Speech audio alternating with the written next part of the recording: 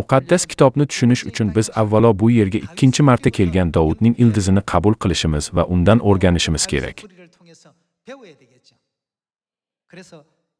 Yuhanna xushxabarning 6-bobida Iso aniq ta'lim bergan. Xudo tomonidan o'rgatilmagan bo'lsa, hech kim mening oldimga kela olmaydi. Bu Miho kitobining 4-bobida yozilgan. Oxirgi kunlarda Xudo barcha odamlarga nima qiladi? Unda aytilgan, toki u bizga o'rgatsin o'zining yo'llarini. Biz bu ta'limotlarni undan o'rganishimiz kerak. Biz osmon shohligiga ruhoniy orqali ham, ilohiyotshunos doktori orqali ham kira olmaymiz. Bizni u yerga yo'naltira oladigan va boshqara oladigan yagona zot Xudodir.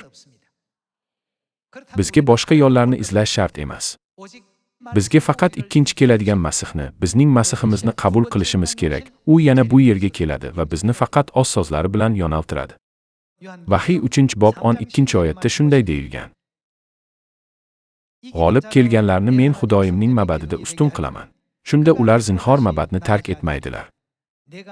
Ularning peshonalariga men Xudoyimning nomini va Xudoyimga qarashli shaharning nomini yozaman.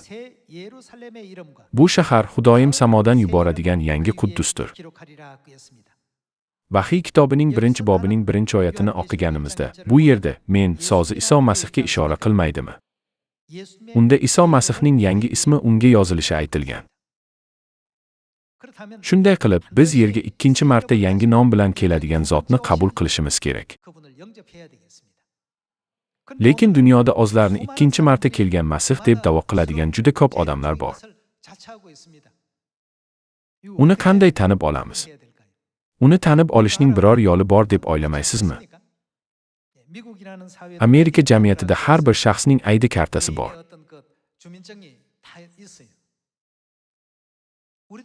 Biz ham shaxsimizni tasdiqlash uchun ID kartamizni ko'rsatamiz. Seuldan Jeju oroliga borish uchun shaxsingizni tasdiqlamaguningizcha samolyotga chiqa olmaysiz. Xuddi shunday, sizningcha, bu yerga ikkinchi marta kelgan Davudning ildizi uchun aniq bir identifikatsiya bo'lishi kerak emasmi? Keling, Ishayo kitobining 55-bob 3-oyatini ko'rib chiqaylik. Quloq soling, menga keling, tinglang, shunda yashaysiz. Davudga va'da bergan sodiq sevgim haqqi siz bilan abadiy ahd tuzaman.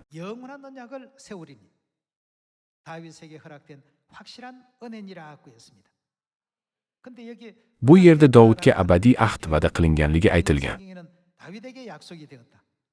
Unda keling Ibroniylarga 13-bob orqali abadiy ahd nima ekanini ko'rib chiqaylik. 13-bobning 20-oyatida shunday deyilgan.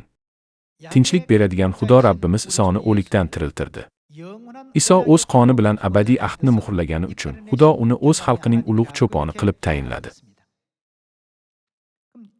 Iso abadiy ahd qoni haqida qayerda va qachon o'rgatgan?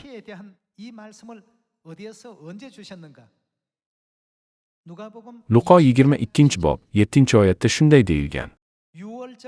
Xamirturishsiz non bayrami keldi. Shu kuni Fisix qo'zisi qurbonlik qilinar edi. Iso Butrus bilan Yuhannoni yuborayotib shunday dedi. Boringlar, biz uchun Fisix taomini tayyorlanglar. 19-oyat. So'ngra nonni oldi, shukrona duosini aytib sindirdi va shogirdlariga berib dedi. Bu non mening tanamni bildiradi. Tanam sizlar uchun fido bo'ladi. Birgalikda non sindirib yeganingizda meni xotirlanglar. Ovqatlanib bo'lganlardan keyin Iso yana sharob quyilgan kosani olib shunday dedi. Fisix sharobi kosaning ichida edi.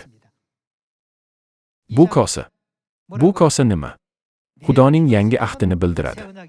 Bu ahd sizlar uchun to'kiladigan qonim evaziga kuchga kiradi. Ibroniylarga 13-bob 20-oyatdagi abadiy ahd va Ishayo 55-bobdagi Davudga va'da qilingan ahd yangi ahdga ishora qilishini tasdiqlashimiz mumkin. Katta rahmat.